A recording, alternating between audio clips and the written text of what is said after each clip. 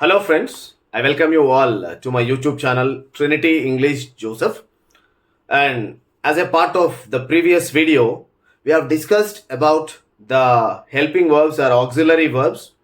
And we have discussed in the previous video about primary auxiliary verbs be, do, and have in detail. And in today's video, we are going to discuss about one more kind of auxiliary verbs that are the modals or subordinate auxiliaries or secondary auxiliaries. And today we are going to discuss in detail about the modal auxiliaries. So modal auxiliaries are divided into two different kinds: central modal auxiliaries and marginal modal auxiliaries. So central modal auxiliaries are 9 in number. So we can talk about can, could, may, might, shall, should, will, would, and must. And the other kind of modals are marginal modal auxiliaries. And marginal modal auxiliaries are 4 in number: ought, need, dare, and used to.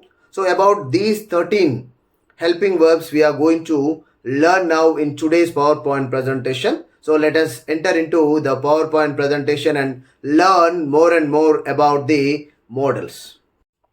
Friends, now let us look at the modal auxiliary verbs.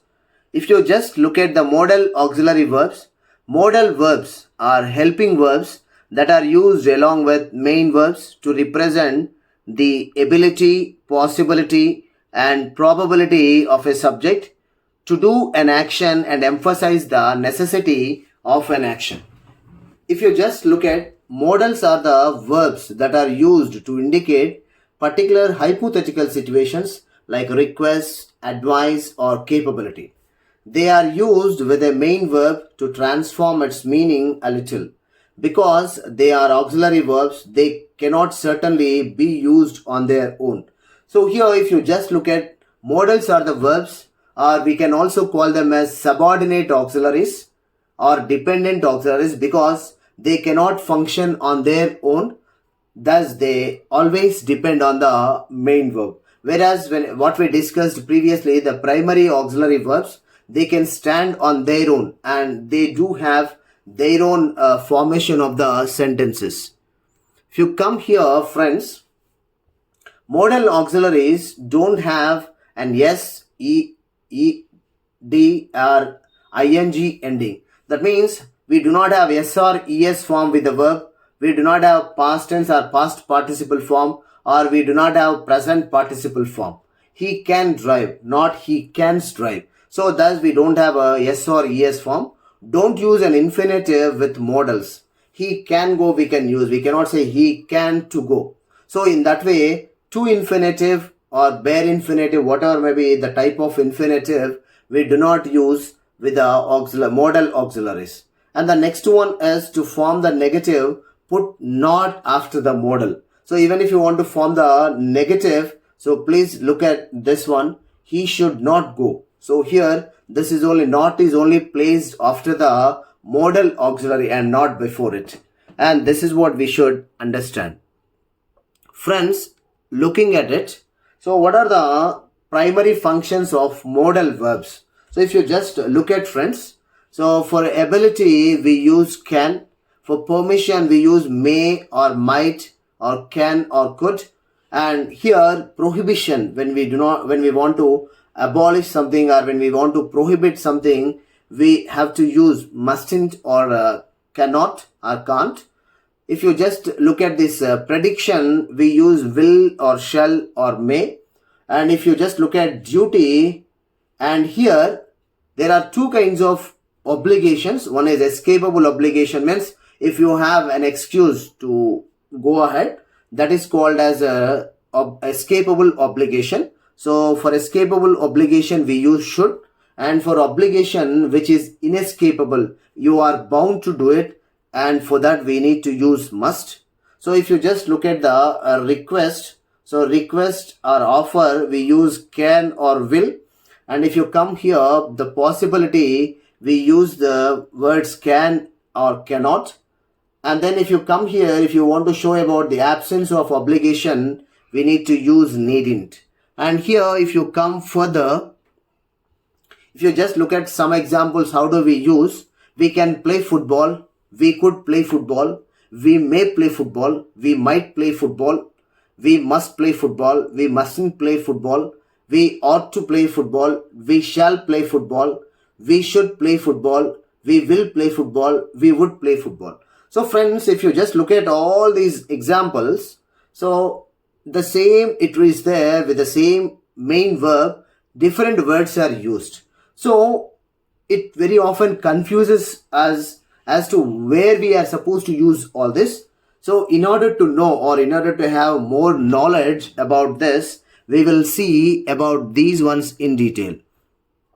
If you see here, what are the different forms here? What are the short forms, or what is the long form? If you see, can, and the long form is cannot, and the short form is can't. Could, could not or couldn't, may not, and we do not have any short form here. Might not or mightn't, ought to, ought not to, oughtn't to, should not and shouldn't, will not or won't, would, you just have apostrophe D. And then we need to understand between these two. In the short form, they look same. So we need to understand along with the sentences as to what is used there. And thus we would have either should not or would not or wouldn't or shouldn't. And if you come here, the first one is can. So the usage of can here to express ability. So when you just want to show somebody's ability, we use this. Ryan can speak French, but he cannot speak German. I can write a poem. So here it shows the ability of the persons. To express request, can you help shoe? So here it is a kind of a request. So third one is to express permission, or to get the permission or give the permission. Can I use your cell phone? Here you are asking someone's permission.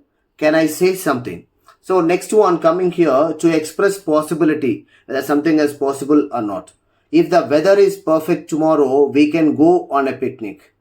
I can be late. So in this way, to express the possibility. And then next one, here we use could. So could is used to express abilities in the past. So the past tense of can is could. And here we use the expressing of the abilities in the past. Jason could talk when he was 4. To express the permission, could I leave the classroom? And here the third one is to express future possibility. I could get a bad final mark. It depends on the next exam. So the next one is could with present perfect tense is used to express something in the past may be real. You could have been killed in that accident. I could have won that game. So this is about the usage of could. And the next one is may. And here if you just look at, so may is also used as a noun, and this may is different as a helping verb. Express possibility in the present or in the future. So if you just talk about the possibility of the present or the future, so we use may. It may rain. And here Elizabeth may know his telephone number. And in this way we express possibility. Next one is for permission.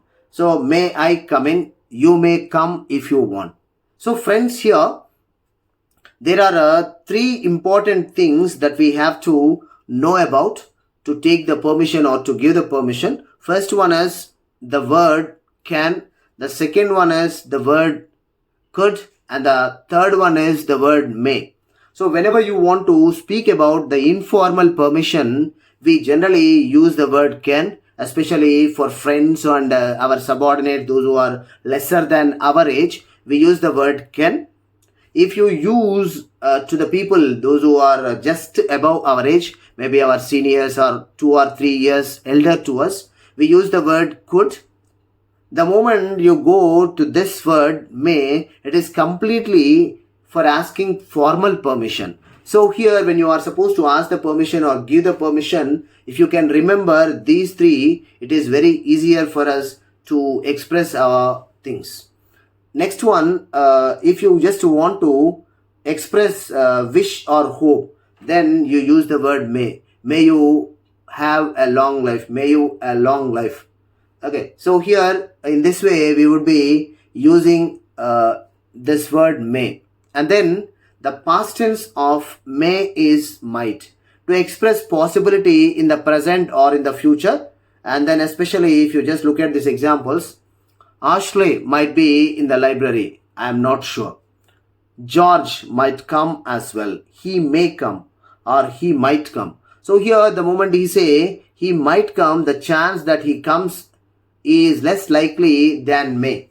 So here may is just having more stronger hope than might. So might generally expresses the lesser hope than may. So here if I say he may come, there are more possibilities of coming than the moment I say he might come. So this is the just minute understanding about this may and might. And coming to the second use, might with present perfect tense means speculation about the past.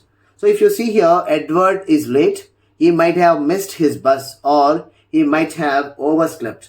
So here we are just speaking about the speculations and we are trying to guess the possibilities. So this is the usage of might. And coming to the next, friends, we use the word shall. Here, with the moment you use the word shall to express the simple future for the first person. Shall we meet at the bus stop? I shall never forget your help. So these are the first usages. And the second one is used to express simple futurity. So when shall we expect you? So this is the simple futurity. And then third one is used to express determination. And here when you are very determined, when you are very strongly decided, we use shall here.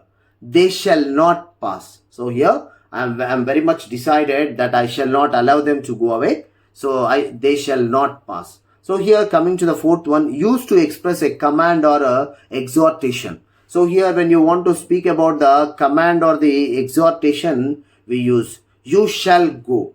So here you are just trying to command someone. So you just use the word you shall go.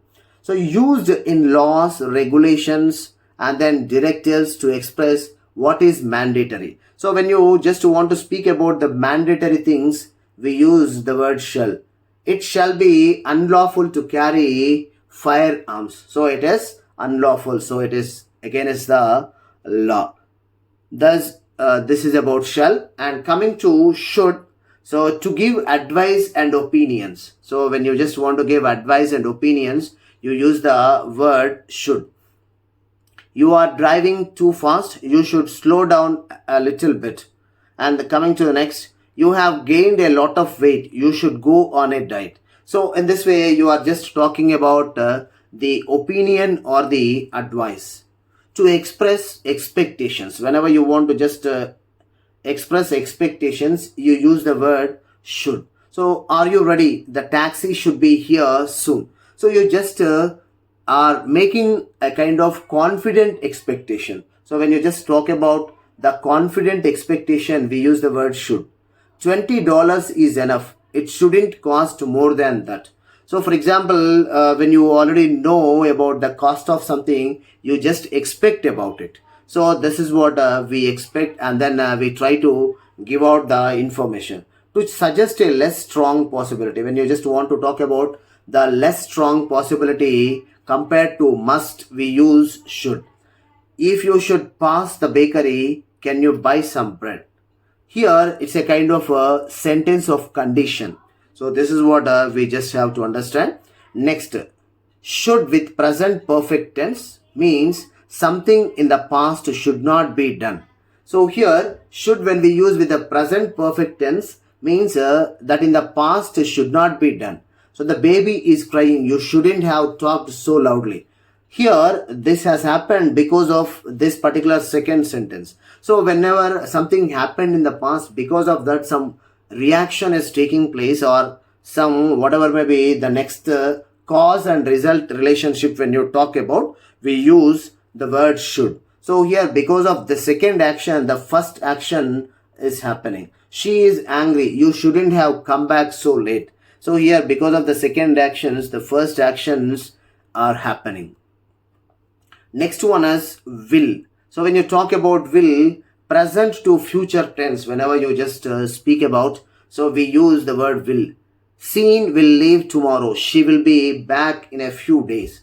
So this is what then. Next one here, we use for the if clause type 1 if clause. So type 1 if clause generally talks about the simple present and the simple future relationship. So here it talks about the cause and effect relationship, friends. So if it rains, the soccer game will be put off. So here, if this happens, this will take place. If this does not take place, this also does not take place. So in this way, cause and effect relationship or cause and result relationship. So this is what we call type 1 of the if clause. And coming to the second one, express willingness or willing. So if you won't go and help him, I will. So if you just don't do something, I will do it. That is the meaning. I will wash the dishes if you cook. So here, this is also a conditional clause. If you come further, we would look at the word would. So would is the past tense of will, and as the past tense of will, it is used in the places of the past tense. She said she would buy dinner on her way home. So she said, okay, I will buy dinner on my way home. If this is the direct speech, then this is the indirect speech for the word. And in order to replace will, we used would here in the indirect speech. So coming to the second one, friends, to express polite request. Whenever you want to express a polite request, that too, especially in the form of a question, we use the word would. So if you just look at here, would you please take off your coat? And the next one, would you mind turning the radio off? So these are the polite requests that are made by the persons. And coming to here, must and have to. So here, friends, if you just look at, mostly must is a very strong obligation we generally use for. So here expresses something which is necessary and essential. You must pay by cash. So there is no if you want, if you don't want. So it is a compulsory option. It's an obligation. You have to drive on the right in France. So this is the obligation. Students have to wear uniform. So this is also must. Must not is used to express something which is not permitted or allowed. So when you are not supposed to, so when you want to talk about do's and don'ts, so here for do's, when we use must, for don'ts we use must not or mustn't. Okay, so you mustn't smoke, eat and drink in the museum. You must not drink and drive. So these are all the two different things here. Not have to is used to express something that is not to be done necessarily. So here not have to, especially friends, have to, has to or had to are the three words which are used in the indirect speech, especially to replace the word must. So here we don't have to get up early on Saturday. So she doesn't have to live in the hotel. So she can live with us. So this is another one more. Coming to the next one, friends. So up to now we have seen the central modals, and now we are just looking at the marginal modal verbs. So as I already told you in my introduction, marginal modals are 4 in number. And then now this is the first one, ought or ought to. So ought to is used to express moral obligation. So there are two kinds of obligations that you generally have. One is legal and the other one is moral obligation. So for the legal obligation, we use the word must, and for the moral obligation, we use the word ought to. So ought to shows the legal moral obligation, friends. So you ought to respect your parents. Here, they ought to help their poor relatives. So here, if you fail to do something, there is no punishment for it. But the moment you talk about the must, so there is a punishment behind it. So that is called as legal obligation, and this is called as moral obligation. Coming to the next one, ought to is used to denote probability because of certain prevailing condition. So here to denote the probability of the prevailing condition, we use ought to. The oil prices have decreased. The prices of essential commodities ought to come down. So here when the oil prices decrease, the prices of the essential commodities ought to come down. So they may or may not, but generally we guess about it. So we only talk about the probability but not exact. So here coming to this, new companies have been established in our area. Economic activity ought to increase. So here also we just speak about the probability of something. And the word need or need to. So we use either need or need to. Need is used in the negative when something is not necessary. So here need not is used here. So in order to speak about this particular thing, you need not to bring the books. The school has a function. They need not to worry about the expenses. The new company is sponsoring the program. So here we are using need not. And the next one is need is used in the positive form when something is considered very important. So here when we consider something is very important in the positive form, we use need. So here you need to improve your English. The interview is in English. So here we are just trying to give a suggestion and then we are trying to talk about. So when you consider something is very important, we just use the word need. You need to learn punctuation and spelling. It is a written exam. And then do it now. So here when you say, even when you want to talk about something or when you are advising someone or especially the teacher when he speaks or she speaks in the class, they just advise do it now. And the next one, dare. Especially whenever someone is in the danger or threat, or sometimes when you want to challenge someone, for all these things we use the word dare. So dare is used in the negative to alert someone of a danger or harm. You dare not touch the electric wires. So here you dare not speak harshly with her boss. So here she dare not speak harshly with her boss or whatever it may be. So these are the used in the negative, so to alert someone of a danger or harm. Dare is used in the interrogative to warn or threaten a person. So here when you want to challenge or threaten or warn someone, we use in the interrogative sentences. How dare you touch me? So whenever someone is touching you, so you want to threaten someone, you just use this one. How dare you touch me? How dare you step into my house? So here you are trying to threaten someone or you are trying to warn someone. So in this case you use dare. And the next one is used to, especially friends, whenever you use in the simple past tense to speak about the past habits, we use the word used to. Used to is used to denote the habits of remote past. When my sister was young, she used to play with dolls. Now she is not doing. So here this talks about the past habits. So when I was 5, I used to quarrel with my siblings. Now I may or may not be doing it. So here especially past habits, whenever you are supposed to talk, we use used to. Used to is used to denote a discontinued habit. So whenever you want to talk about the discontinued habit also, we use used to. Last year I used to smoke a lot, but on quitting smoking I am feeling better. So here used to. During the holidays I used to sleep in the afternoon, but I can't. So now I am not doing it. So here discontinued habit and everything we use used to. Friends, I thank you all for being with me and thank you all, and please do subscribe to my channel and share to many of your friends, and see you in the next video. Bye.